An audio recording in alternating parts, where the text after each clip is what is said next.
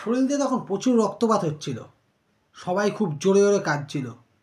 বাড়িতে ভাই সাহেব অনেকবার হাসপাতালে ফোন করেছিলেন, কিন্তু কোনো সাহায্য পাওয়া যায়নি। তারপর তিনি নিজে উইলডাউন হাসপাতালে যান, কিন্তু হতাশা হয়ে ফিরে এসেছিলেন। আসলে মহাত্মা গান্ধীজির কথা বলছি। হ্যাঁ, মহাত্মা গান্ধীজির দেহ ঘরে পড়েছিল এবং মনোবেন ও অন্যান্যরা গীতা পড়ছিল। কর্নেল ও গভর্নর এসেছিলেন এবং তিনি গান্ধীজিকে মৃত বলে ঘোষণা করেছিলেন। আমি সেই ঘটনা বলছি, মহাত্মা গান্ধীজির কথা। যে দেশ স্বাধীন হয়ে গেছিল, দেশ স্বাধীনের পরে কিন্তু তিনি কিন্তু মারা গিয়েছিলেন। তাকে খুন করা হয়েছিল। কেন তাকে হত্যাকাণ্ড করা, কেন তাকে মেরে ফেললো, তারই নিজের লোক বা তারই নিজের হিন্দুরাই নিজস্ব লোকরাই কেন তাকে হত্যা করলো, সেই বিষয় নিয়ে কিন্তু আজকে কিন্তু পুরোপুরি কিন্তু বিস্তারিত আলোচনা করব। জানা উচিত এবং সবাইকে জানানো উচিত মহাত্মা গান্ধীর হত্যাকাণ্ডের রহস্য।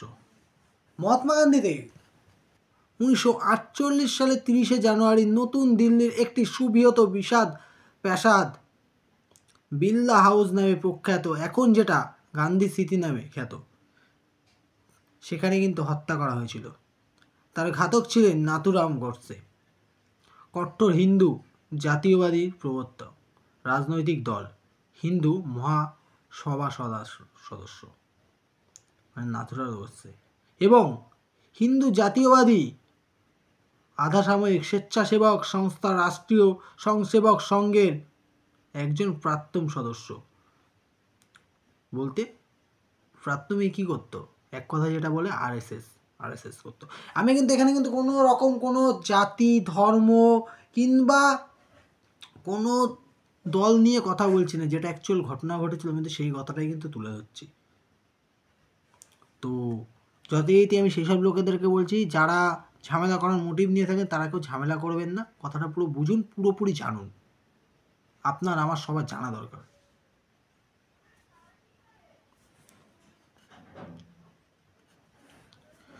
গডসে মনে করেছিলেন এর আগের বছর 1947 সালে ভারত বিভাজনের সময়, যখন ইন্ডিয়া পাকিস্তান যখন ভাগ হয়, ব্রিটিশ চলে গিয়েছে, ব্রিটিশরা চলে গিয়ে একটা হিন্দু মুসলিমের মধ্যে একটা জাতের মধ্যে একটা বিভাদ ভাটিয়ে দিয়ে গেছে। সেই সময় মনে করেছিলেন মুসলিমদের পক্ষে খুব বেশি সহযোগিতা করেছিলেন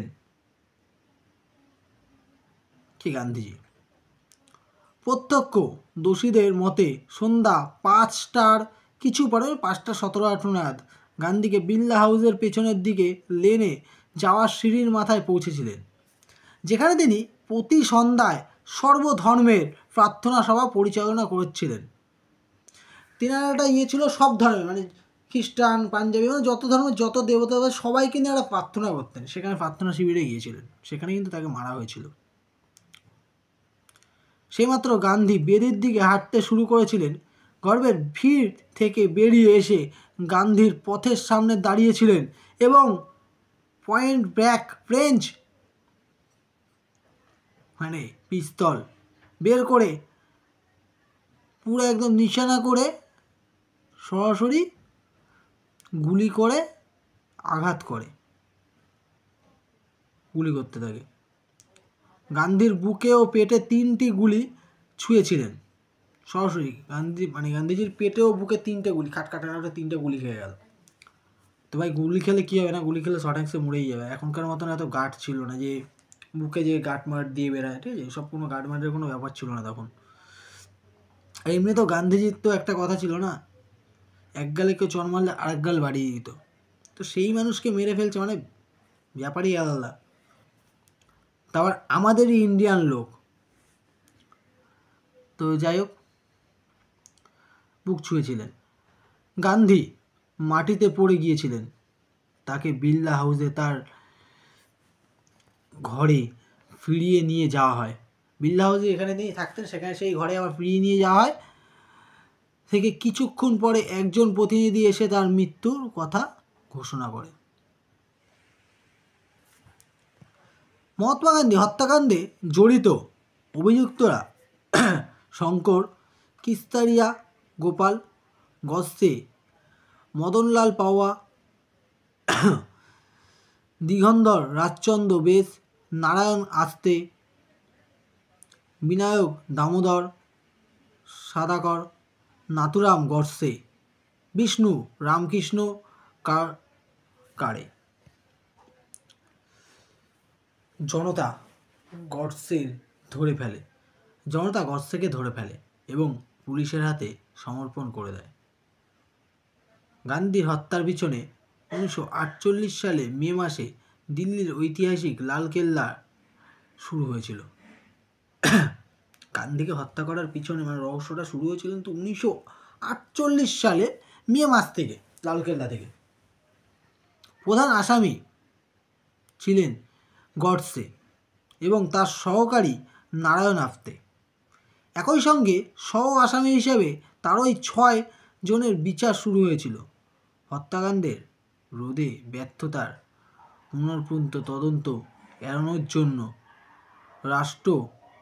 স্বরাষ্ট্রমন্ত্রী বল্লভভাই প্যাটেল ইচ্ছাতেই এই কাজ করা হয়েছিল। 1949 সালে 8ই নভেম্বর গর্ভে এবং আস্পেকে মৃত্যুদণ্ড দেওয়া হয়। গর্ভে এবং তার সহকর্মীকে মৃত্যুদণ্ড দেওয়া হয়েছিল। 1949 সালে 15ই নভেম্বর আমলা কারাগারে তাদের ফাঁসি দেওয়া হয়েছিল। 1947 সালে সেপ্টেম্বরে গোড়ার দিকে দিল্লি এবং পার্শ্ববর্তী প্রদেশে পূর্ব পাঞ্জাব হিংস্র দাঙ্গা রোধে সাহায্য করার জন্য গান্ধী দিল্লি চলে গিয়েছিল। ব্রিটিশের ভারত সাম্রাজ্য বিভাজনের পক্ষে দাঙ্গা শুরু হয়েছিল। যখন দাঙ্গা শুরু হয়, আমি যে কথাটা বলছিলাম একটু আগে, দাঙ্গা শুরু হয়েছিল। বিভাজনের পর ভারত ও পাকিস্তান নতুন স্বাধীন অধিরাজ্য তৈরি হয়েছিল। তারপরে কিন্তু নতুন একটা স্বাধীন রাজ্য এলো ভারত, একটা পাকিস্তান। তার মধ্যেও যদিও ভাগ ছিল পূর্ব পাকিস্তান আর পশ্চিম পাকিস্তান, আর যেটা পাকিস্তান আর বাংলাদেশ, সেটা পরের কথা। তাই কিন্তু ভারত আর পাকিস্তান একটা দাঙ্গা লাগার পরে তারপরে গিয়ে ভাগ হয়, নতুন স্বাধীন রাষ্ট্র হয় এবং এই দুই অধিরাজ্যের মধ্যে বৃহত্তম সংখ্যার বসবাসকারী বিশৃঙ্খল স্থানান্তর হয়েছিল। এরকম কিছু হয়েছিল, কিছু অংশ হয়তো পাকিস্তানের দিকে চলে গিয়েছিল, কিছু আমাদের ইন্ডিয়ার দিকে ছিল, যে পাকিস্তানি কারা তারা হয়তো আমাদের এদিকে আসতে চাইছিল। তো এরকম একটা বিশ্লেষণ একটা তৈরি হয়ে গেছিলো, ঠিক আছে। তো নাথুরাম বিনিয়োগ গডসে এবং তার সহকারী দক্ষিণাত্যের বাসিন্দা ছিলেন, সাউথের বাসিন্দা ছিলেন। গডসে আগে ব্রিটিশ ভারতে দক্ষিণাত্যের অঞ্চলের দেশি রাজ্যের হায়দ্রাবাদে মুসলিম শাসক ওসমান আলী খানের বিরুদ্ধে অসহযোগ আন্দোলনের নেতৃত্ব দিয়েছিলেন।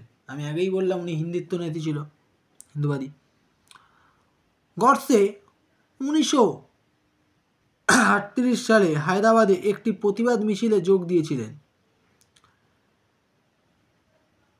ফেদারলিংয়ের মতে যেখানে হিন্দুদের প্রতি বৈষম্য করা হয়েছিল, সেখানে কিন্তু হিন্দুদের প্রতি কিন্তু কোনো সুবিচার কিন্তু হয়নি, ঠিক আছে, এরকম একটা ব্যাপার। তো তার জন্য রাজনৈতিক অপরাধের জন্য তাকে গডসেকে গ্রেপ্তার করা হয়েছিল এবং তিনি কারাবাসের সাজা ভোগ করেছিলেন। কারাগার থেকে বেরিয়ে গডসে তার সহযোগী আন্দোলন চালিয়ে যান এবং সাংবাদিক হিসাবে কাজ করে পাকিস্তান থেকে পালিয়ে আসা হিন্দু শরৎপন্থী বিবোধকের কথা এবং 1940-এর দশকে বিভিন্ন ধর্মীয় দাঙ্গার সময় হিন্দুদের দুরবস্থার কথা তুলে ধরেছিল। 1940-এর সময় যে দাঙ্গাগুলো হয়েছিল পাকিস্তান থেকে তারা কীভাবে পালিয়ে, সেই সব নিয়ে তারা নিউজ রিপোর্টারের কাজ করা স্টার্ট করে দেয় নিজেদের মধ্যে। অরবিন্দ শর্মার মতে 1948 সালে গডসে এবং তার সহযোগী গান্ধীকে হত্যাকাণ্ডে পরিকল্পনা শুরু করেছিল।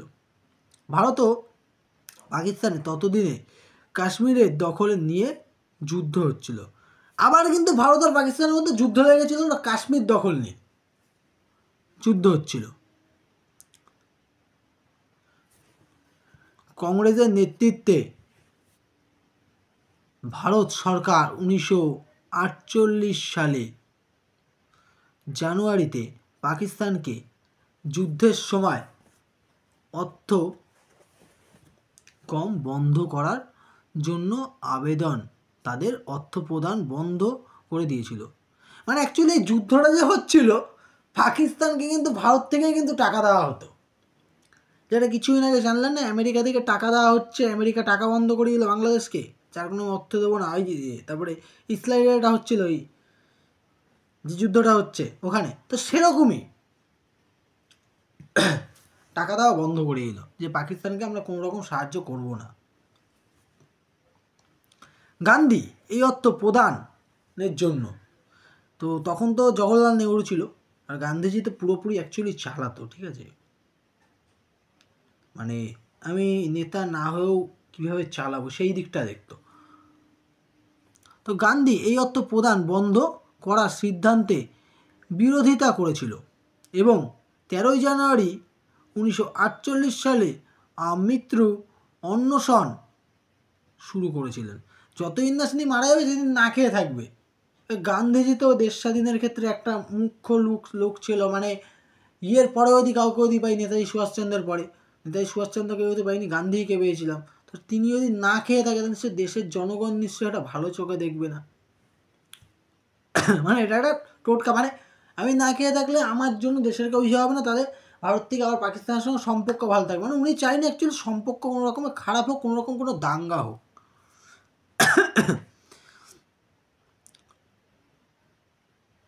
যাই হোক, এবং 13 জানুয়ারি 1948 সালে আমৃত্যু অনশন শুরু করেছিল, যাতে ভারত সরকারের চাপে দিয়ে পাকিস্তানের অর্থ প্রদান শুরু করা যায়।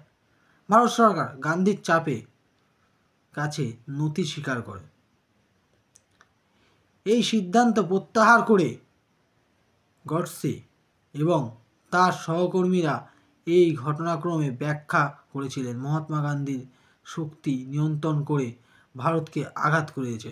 মানে মহাত্মা গান্ধীকে নিজের শক্তি একটা নিয়ন্ত্রণ করে, আমি বলে ভারতকে যে একটা দুঃখ দিল, কাশ্মীরে যুদ্ধ চলছে, তখন যদি টাকা না পাঠাতো কাশ্মীর দখল করতে পারতো না, নিজেদের মধ্যে একটা ইয়ে হতো, সেই ইয়েটা গান্ধী চাইলো না যে কোনো রকম কিছু, উল্টো টাকা দিল, উল্টো দখল হয়ে গেল কাশ্মীর। এরকম একটা যে ব্যাপার হলো, যে এটার জন্য কি ভারতের বিভিন্ন লোককে কী দিল, আঘাত দিল, সেই দিকটা দেখালো। সেই দিকটা দেখার জন্য কিন্তু গডসে কিন্তু আরও ক্ষিপ্ত হয়ে গেল। গডসে কিন্তু সেদিন থেকে পুরো ধরেই নিল যে গান্ধীকে মারতে হবে।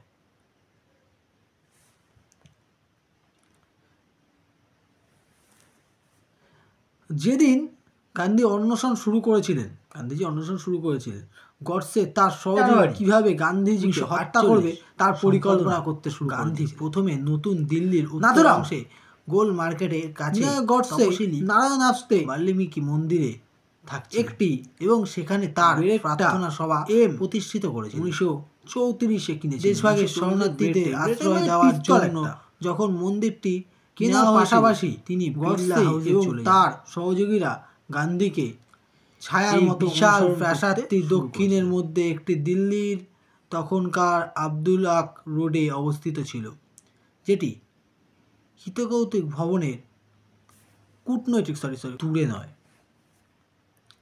গান্ধী বিড়লা হাউসের বাম শাখার দুটি আরামযোগ্য কক্ষে বসবাস করতেন। প্রাসাদের পিছনে একটি উঁচু লনে প্রার্থনা সভা পরিচালনা করতেন। বিড়লা হাউসে গান্ধীকে হত্যার প্রার্থনা প্রথম প্রয়াস 1948 সালে 20 জানুয়ারি ঘটেছিল। স্ট্যানলি অন প্ল্যান্টের পথে নাথুরাম গডসে এবং তার সহকর্মী গান্ধীকে একটি পার্কে অনুসরণ করেছিলেন, যেখানে তিনি কথা বলছিলেন। তাদের মধ্যে একজন ভিত থেকে দূরে একটি গ্রেনেড ছুঁড়ে ফেলেছিলেন। গ্রেনেড বলতে পারেন বোমা। প্রচণ্ড বিস্ফোরকে জনতা ভয় পেয়ে গিয়েছিল। মানুষের মধ্যে বিশৃঙ্খলা সৃষ্টি হয়েছিল। গান্ধী বক্তার মঞ্চে একা ছিলেন। আসল হত্যার পরিকল্পনাই ছিল এটা। জনতা পালিয়ে যাওয়ার পরে দ্বিতীয় গ্রেনেড নিক্ষেপ করার সময় যখন গান্ধী একা থাকবে তখন তাকে গিয়ে মারা হবে। তবে সেই সময় মারা যায়নি। তবে কথিত সহকারী দ্বিতীয় ব্রিগেড ছোড়ার আগে তিনি কী করবে কিছু বুঝে পায় না। না করে ভিড়ের মধ্যে পালাতে যায়। মানে প্রথম বোমাটা ছুঁড়ে মারলাম, প্রথম বোমাটা ছোড়ার পরে যখন গান্ধীজিকে ছেড়ে যখন বোমাটা কোথায় ফেটেছে সেই যখন লোকজন যখন দৌড়ায়, পুলিশ যখন ওদিকে তখন গান্ধীজিকে সবাই মিলে ঘিরে ধরে মেরে ফেলবে বন্দুক দিয়ে গুলি করে। এটা ছিল পরিকল্পনা ওই টোটাল 5, 3, 8, 9 ওই 6-7 জনের, ঠিক আছে। কিন্তু সেটা প্রথম বোমাটা ছুঁড়েছে যখন লোক অর্ধেক লোক গেছে, পুরো লোক যায়নি, দ্বিতীয় বোমা যে ছুড়বে সেই সময় ওই বুঝে আর পায়নি কী করবে, তখন পালাতে গেছে। যাই হোক,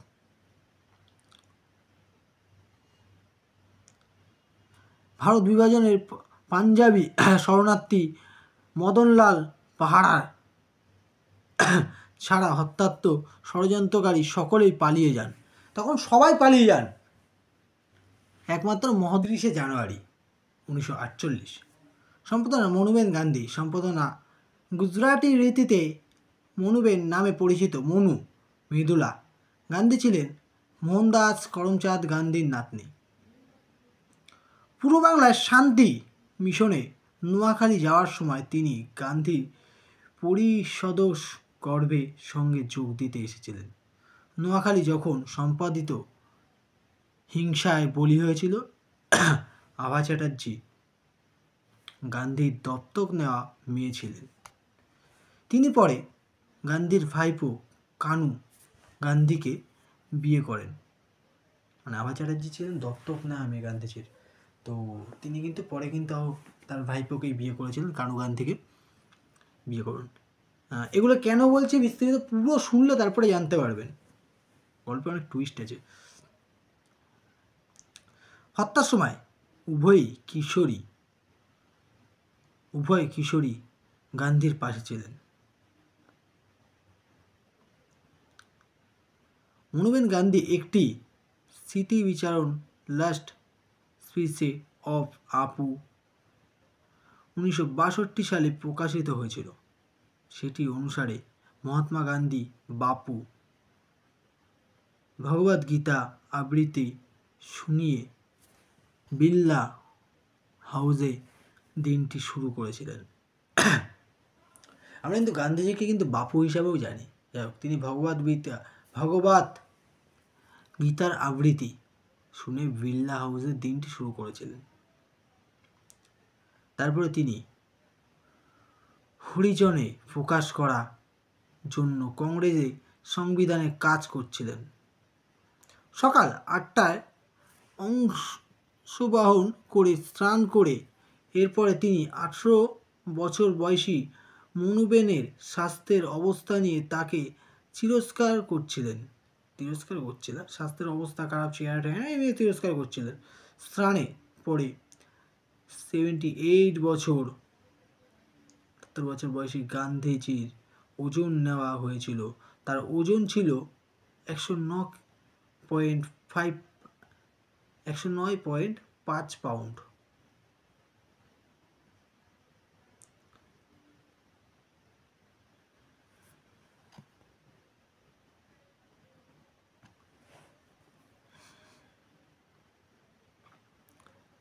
তারপরে তিনি পিএলআরসির সাথে মধ্যাহ্নভোজে খেতে যায়। তারপর তিনি প্রিয়ালালজির সাথে মধ্যাহ্নভোজ খেতে যান। নোয়াখালীর দাঙ্গা নিয়ে আলোচনা করেন। নোয়াখালীতে দাঙ্গা হয়েছিল সেই নিয়ে আলোচনা করছিলেন। মধ্যাহ্নভোজের পরে গান্ধী একটু ঘুমিয়ে নেন।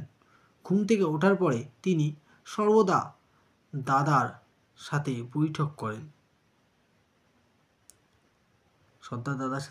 করেন। দুই কাঠিয়ালা নেতা তার সাথে দেখা করতে চেয়েছিলেন। মনুবেন যখন গান্ধীকে জানিয়েছিলেন যে তারা তার সাথে দেখা করতে চান, গান্ধী জবাব দিয়েছিলেন, তাদের বলো যে আমি যদি বেঁচে থাকি তবে তারা আমার প্রার্থনা পরে পদচারণার সময় আমার সাথে কথা বলতে পারে। গান্ধীজি কিন্তু তখন একটা কথা বলছিল, আমি যদি বেঁচে থাকি তাহলে আমার প্রার্থনার পরে তখন তারা কথা বলতে পারবে। মনুবনের স্মৃতির কথা অনুসরণ বল্লভভাই প্যাটেল এবং গান্ধীর মধ্যে বৈঠক নির্ধারিত সময়ের পরেই চলছিল এবং প্রার্থনা সভায় যেতে গান্ধীর প্রায় 10 মিনিট দেরি হয়ে গেছিল। ডান দিকে মনুবেন এবং বাম দিকে আভাকে নিয়ে তিনি প্রার্থনা স্থানের দিকে হাঁটা শুরু করেছিলেন। তিনি তাদের হাঁটিয়ে লাঠির মতো ধরেছিলেন, মানে লাঠির মতন ভাবে এইভাবে দুজনকে দুদিকে এইভাবে ধরে যাচ্ছিল, ঠিক ছবিটার মতন। মনুবেন লিখছেন, খাকি পোশাকে এক যুবক ভিড় ঠেলে সামনে এড়িয়ে এসে মুক্ত করে তার সামনে নত হয়েছিল। মনুবেন ভেবেছিলেন লোকটি গান্ধীর পা ছুঁতে চান, মানে একদম করে একদম পা ছোঁয়ার মতন করে হয়েছিল। মনুবেন ভেবেছিল গান্ধীজির পা ছুঁতে চান। তিনি যুবকটিকে পাশে সরিয়ে দিয়ে বলেছিলেন, বাপুর ইতিমধ্যেই 10 মিনিট দেরি হয়ে গেছে, আপনি কেন তাকে বিতৃত্ব করছেন, মানে দেরি কেন আরও করাচ্ছেন? গডসে তাকে এত জোরে ঠেলে একপাশে সরিয়ে দিয়েছিলেন যে তিনি তার ভারসাম্য হারিয়ে ফেলেন, বলেছিল গডসে। এবং জটমালা, নোটবুক এবং গান্ধীজির যে থুকদানি তিনি বহন করছিলেন তা তার হাত থেকে পড়ে গেল। জটমালা ছিল, থুকদানি ছিল, তা তার হাত দিয়ে সব পড়ে গেল, মানে এতটা জোরেই ধাক্কাটা দিয়েছিল গডসে।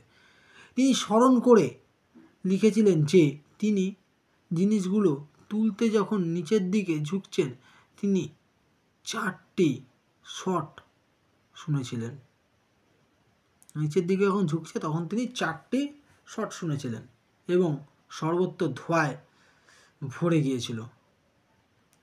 গান্ধীর হাতে ছোঁয়া জোড়া করা ছিল, গান্ধীর হাত জোর করা ছিল। তার মুখ থেকে বারবার হচ্ছিল, হে রাম, হে রা। মনুবেন লিখছেন, আভাবেনও পড়ে গিয়েছিলেন, স্বামী স্ত্রী উভয়ই পড়ে গিয়েছিল। এবং তিনি লিখছেন, নিহত গান্ধী আভাবেন কোলে পড়ে আছেন। মনুবেন লিখছেন, পিস্তলের আওয়াজ তাকে বর্ধিত করে দিয়েছিলেন। ধোঁয়া খুব ঘন ছিল এবং ঘটনাটি 3-4 মিনিটের মধ্যে শেষ হয়ে যায়। মনুবেনের মতে জনতার ভিড় তাদের বুকে ছুঁয়ে আসো। তিনি যে ঘড়িটি পড়েছিলেন তাতে সময় ছিল 5:17। তাকে সাদা পোশাকে সর্বত্র রক্তের দাগ ছিল। মনুবেনের আন্দাজ মতো গান্ধীকে ঘরে ফিরিয়ে আনতে প্রায় 10 মিনিট সময় লেগে গিয়েছিল এবং সেই সময় কোনো চিকিৎসকই পাওয়া যায়নি। তাদের কাছে কেবল প্রাথমিক চিকিৎসা বক্স ছিল, যেটা বলে ফার্স্ট এড বক্স, কিন্তু তাতে গান্ধীর ক্ষতের কোনো চিকিৎসা করার মতো কোনো ওষুধই ছিল না। মনুবেনের মতে ঘাতকের 7 বোটের সক্রিয় পিস্তলের প্রথম গুলিটি পেটের মাঝে 3.5 ইঞ্চি ডান দিকে এবং নাভি 2.5 ইঞ্চি উপরে আঘাত করে। দ্বিতীয় পেটের মাঝখানে থেকে 1 ইঞ্চি দূরে আঘাত করেছিলেন এবং তৃতীয় ডান দিকে 4 ইঞ্চি দূরে আঘাত করেন। গান্ধীজির প্রচুর রক্তক্ষয় হয়েছিল, সবাই খুব জোরে কাঁদছিল। বাড়িতে ভাই সাহেব অনেক হাসপাতালে ফোন করেছিলেন কিন্তু কোনো সাহায্য পাওয়া যায়নি। তারপর তিনি নিজে ইলিনটন হাসপাতালে যান কিন্তু হতাশায় ফিরে এসেছিলেন। গান্ধীর দেহ ঘরে পড়েছিল এবং মনুবেন অন্যান্যরা গীতা পড়ছিলেন। কর্নেল ভার্গ্রাভ এসেছিলেন এবং তিনি গান্ধীজিকে মৃত বলে ঘোষণা করলেন।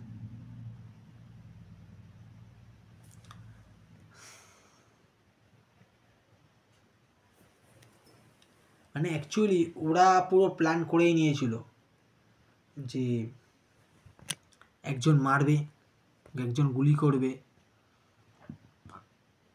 আর একজন বোম মারবে। পুরোপুরি পরিকল্পনা করা ছিল তিনজনের মধ্যে।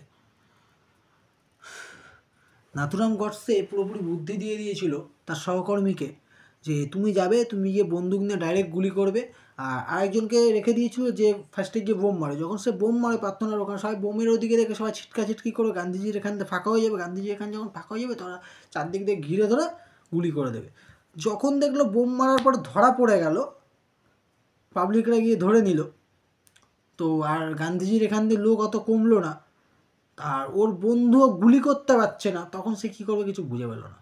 তখন নাথুরাম নিজেই ডাইরেক্ট একদম সামনে গিয়ে ঘাটাঘাট করে গুলি করে দিল। মানে ঘটনাটা পুরো পরিকল্পনিতই ছিল।